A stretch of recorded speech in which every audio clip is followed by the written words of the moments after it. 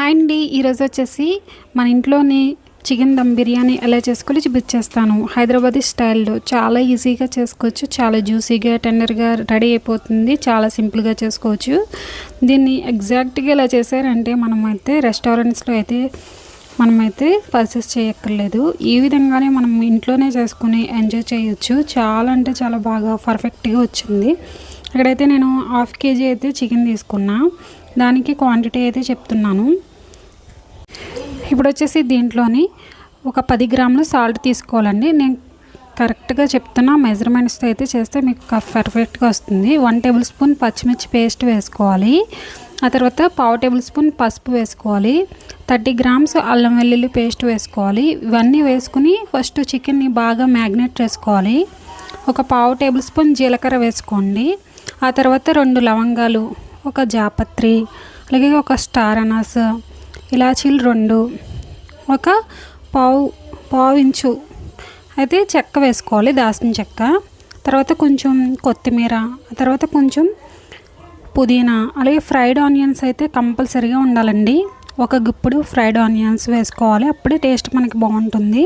ఆ తర్వాత కారం ఒక 15 గ్రామ్స్ అయితే వేసుకోవాలి.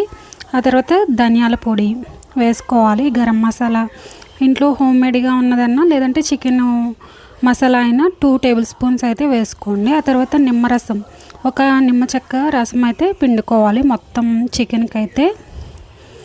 ఆ తర్వాత యాలకుల పొడి కొద్దిగా వేసుకోండి, ఫ్లేవర్ బాగుంటుంది. ఆ తర్వాత ధనియాల పొడి కూడా వేసుకోవాలి. ఫ్రైడ్ ఆనియన్స్ ఇవన్నీ వేసుకున్న తర్వాత మొత్తం అన్నీ బాగా కలుపుకోవాలండి ఒకసారి. ఈ విధంగా బాగా కలుపుకోవడం వల్ల చికెన్కి బాగా మసాలా అనేది పడుతుంది. ఒక 1/2 అవర్ అయితే ఈ విధంగా పెట్టేసి మ్యాగ్నేట్ చేసేసుకుని పక్కన పెట్టేసుకోవాలి. దీంట్లో మీరు ఇప్పుడైతే ఒక పావు అయితే ఇక్కడ నేను చూపిస్తాను కదా, దానికి నెయ్యి అలాగే నూనె 2 కలిపి తీసుకున్నాను. ఇవన్నీ వేసుకుని బాగా కలుపుకొని పక్కన పెట్టుకోవాలి. ఇలా వేసుకోవడం వల్ల మనకి మంచి ఫ్లేవర్ అనేది యాడ్ అవుతుంది. మీరు చికెన్కి ఎప్పుడైనా సరే పెరుగు వేసేసి పక్కన పెట్టేస్తూ ఉంటారు, అది కొంచెం పులిసినట్టు వాసన వస్తుంది అనమాట. అలా కాకుండా మీరు 1/2 అవర్ చికెను మేము వండుకుంటామని అనేటప్పటికి 1/2 అవర్ మ్యాగ్నేట్ చేసుకునే విధంగా అప్పుడైతే పెరుగునైతే యాడ్ చేసుకోవాలి. ఇక థిక్ పెరుగు అయితే వేసుకోండి, బాగుంటుంది. ఒకసారి బాగా కలిపేసుకోండి. ఒక గ్లాస్, చిన్న గ్లాస్, టీ గ్లాస్ ఉంటుంది కదా, అంతా పెరుగు వేసుకున్నాను. ఆ తర్వాత ఇవన్నీ కలుపుకున్న తర్వాత మ్యాగ్నేట్ చేసుకుని పక్కన పెట్టేసుకోండి. ఇప్పుడు 3 లీటర్ల వాటర్ అయితే తీసుకోవాలి. దాంట్లో జీలకర్ర ఒక 1/2 టేబుల్ స్పూన్, జాపత్రి 1, ఆ తర్వాత ఒక 3 లవంగాలు, ఒక 2 వచ్చేసి యాలకులు, ఒక 1/2 చెక్క వచ్చేసి దాల్చిన చెక్క వేసుకోవాలి. తర్వాత అనాస పువ్వు ఇవన్నీ వేసుకున్న తర్వాత ఇప్పుడైతే వాటర్లో వేసేసుకోవాలి.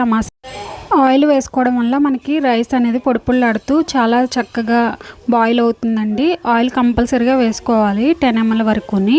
ఈ 1/2 kg చికెన్కి అయితే ఇవన్నీ వేసుకొని బాగా మరిగించుకోవాలి వాటర్ని అయితే సలసలని. ఈలోపు మనం ఒక ప్యాన్ లాంటిది ఇలా వెడల్పుగా ఉన్నది తీసుకోండి. మీకు ఇలాంటి వెడల్పు దాంట్లో తీసుకున్నప్పుడు చికెన్ ముక్కలు అనేవి ఇలాగా మనకి ఒకవేళ లెగ్ పీసెస్ వస్తే చివరికి అంటూ పెట్టి, అలాగే మనకి కొంచెం మెత్తని ముక్కలు ఉంటాయి కదా, అలాంటివన్నీ మధ్యలో పెట్టుకోవాలి. ఈ విధంగా ఫిక్స్ చేసుకోవాలి మొత్తం అన్నిని. ఆ తర్వాత మరుగుతున్న వాటర్ని ఈ విధంగా 2 గరిటెలు అయితే వేసుకోవాలండి. ఈ విధంగా 2 గరిటెలు వేసుకోవడం వల్ల మనకి మంచిగా ఉడుకుతుంది చికెన్ అనేది.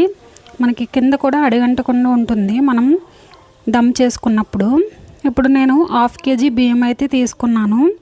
మీరు ఎంతైతే తీసుకున్నారో చికెన్ అంత బియ్యం తీసుకుంటే బాగుంటుంది చికెన్ బిర్యానీ అనేది. ఇప్పుడు రైస్ అయితే బాగా మరిగిన తర్వాత వేసేసుకుంటున్నాను మొత్తం రైస్ అంతాని. ఈ విధంగా వేసేసుకున్న తర్వాత ఒక్కసారి గరిటెతో ఈ విధంగా కదపండి, అంతే. ఒక్కసారి కలపాలి, ఎక్కువసార్లు కలపకూడదు, ఎందుకంటే రైస్ అనేది విరిగిపోయే ఛాన్స్ ఉంటుంది. మనకి రైస్ అనేది పొడవుగా మంచిగా వస్తుందన్నమాట ఉడికినప్పుడు. ఈ విధంగా ఒక 10 మినిట్స్ వరకు ఉడికించుకుంటే సరిపోతుందండి, మరీ ఎక్కువ అవసరం లేదు. ఇలా మనకి 50% ఉడికిన తర్వాత ఒక లేయర్ కింద వేసేసుకోవాలి మొత్తం అంతాని. ఈ పక్కన పెట్టుకున్న చికెన్లోని ఈ విధంగా వేసేసుకుని ఇప్పుడు మొత్తం అంతా ఈ విధంగా పరుచుకోండి, మొత్తం లేయర్ కింద మొత్తం కవర్ అయ్యేటట్టు. నేను ఇలా మొత్తం తీసేసుకుని వేసుకుంటున్నాను. మరి ఎసట్లో రైస్కి సరిపడిగా సాల్ట్ను కూడా యాడ్ చేసేసుకోవాలండి. కొంచెం ఉప్పగా సముద్రం నీరులాగా ఉండాలన్నమాట. అప్పుడు మనకి రైస్కి చక్కగా ఆ ఫ్లేవర్స్ సాల్ట్ అన్నీ పట్టి మంచి టేస్ట్ వస్తుందన్నమాట. ఇక్కడ వచ్చేసి మనం ఆనియన్స్ కట్ చేసుకున్నవన్నీ ఫ్రైడ్ ఆనియన్స్ కొన్ని పక్కన పెట్టుకున్నాను. అవి జీడిపప్పు కూడా వేసుకోవచ్చు. వేయించిన జీడిపప్పు, కొత్తిమీర, ఆ తర్వాత పుదీనా ఇవన్నీ వేసుకుని ఒక లేయర్ కింద, ఆ తర్వాత మళ్ళీ ఒక 70% ఉడికింది మళ్ళీ వేసుకోవాలి ఇలా లేయర్ కింద. ఇలా లేయర్స్ కింద వేసుకోవడం వల్ల మనకి రైస్ అనేది పొడిపొడిలాడుతూ వస్తుంది. బాగా బాయిల్ అయ్యేంత వరకు ఉడికించేసారంటే రైస్ అనేది బాగా మెత్తగా అయిపోతుంది అనమాట. కాబట్టి కొంచెం పొదురుగా ఉన్నప్పుడే వేసేయండి. ఎందుకంటే చికెనే ఉడుకుతున్నప్పుడు రైస్ ఎంతసేపు అండి ఉడకడం. కాబట్టి ఎంత పొదునుగా ఉంటే అంత మంచిది రైస్ అనేది వేసుకున్నప్పుడు. అప్పుడే మనకి పర్ఫెక్ట్గా వస్తుంది. ఒకసారి నేను చెప్పిన విధానంలో ట్రై చేయండి. రైస్ అంతా వేసేసుకుంటున్నాను. మొత్తం ఆ రైస్ అంతా తీసేసుకుని ఈ విధంగా స్ట్రైన్ చేసేసుకుని వాటర్ ఏమి లేకుండా వేసుకోవాలండి. వేసుకున్నప్పుడు ఇప్పుడు మనం దమ్ అయితే చేసేసుకుందాము. కింద అయితే మనకి అట్లు వేసుకునే పెనం ఉంటుంది కదా, అదైతే పెట్టుకున్నాను దలసరిగా ఉంటుందని. ఇప్పుడు మనమైతే ఇలాగా మనం పెట్టేసుకోవాలి. గిన్నెనైతే ఇలా ఫిక్స్ చేసుకుని ఆ తర్వాత మనం బాయిల్ చేసుకున్న వాటర్ ఉంది కదా అది పైన పెట్టేసుకుని ఈ విధంగా నేనైతే కొంచెం నెయ్యి వేసాను పైనుంచి. నెయ్యి అలాగే కొంచెం వచ్చేసి పసుపు నీళ్ళు యాడ్ చేశాను అన్నమాట కలర్ కోసం. మీకు కావాలంటే orange colour, yellow colour, food colours కూడా యాడ్ చేసుకుంటే సేమ్ హోటల్లో ఎలా ఉంటుందో అలాగే ఇంట్లోనే ఎంజాయ్ చేయొచ్చు అనమాట. 20 మినిట్స్ హై ఫ్లేమ్లో పెట్టండి, 10 మినిట్స్ ఏమో లో ఫ్లేమ్లో పెట్టండి. చక్కగా దమ్ అయిపోతుంది, మొత్తం అంతా ఉడికిపోతుంది. పీసెస్ కూడా చాలా సాఫ్టీగా టెండరీగా రెడీ అయిపోతుంది. చూస్తున్నారు కదా పొడి పొడిలాడుతూ వచ్చిందనమాట. తప్పకుండా ఈ రెసిపీ ట్రై చేసి ఎలా వచ్చిందో కామెంట్ చేయండి. అలాగే ఫస్ట్ టైం చూసినట్లయితే మన ఛానల్ని ఫాలో. Thanks for watching.